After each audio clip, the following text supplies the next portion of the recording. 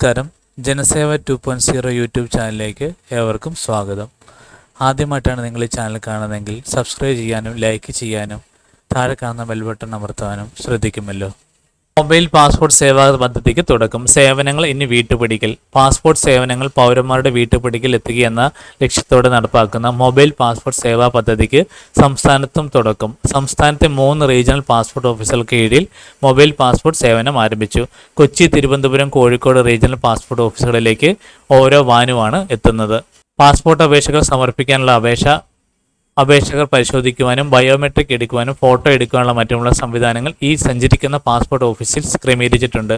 അപേക്ഷാ നടപടിക്രമങ്ങൾ പൂർത്തിയാക്കി പോലീസ് വെരിഫിക്കേഷൻ അയക്കും. തുടർന്ന് അപേക്ഷകന് തപാലിൽ പാസ്പോർട്ട് എത്തും. ഓരോ റീജിയണൽ പാസ്പോർട്ട് ഓഫീസുകളിലെയും വാനുകൾ അതത് ഓഫീസുകളുടെ പരിധിയിലുള്ള ജില്ലകളിൽ മാത്രമാണ് സേവനം നൽകുക. കൊച്ചി റീജിയണൽ പാസ്പോർട്ട് ഓഫീസിന് കീഴിലെ ആദ്യ മൊബൈൽ പാസ്പോർട്ട് സേവാ ക്യാമ്പ് ഇന്നലെ കൊച്ചി വില്ലിംഗ്ടൺ ഐലൻഡിൽ കസ്റ്റംസ് ഹൗസിൽ നടന്നു.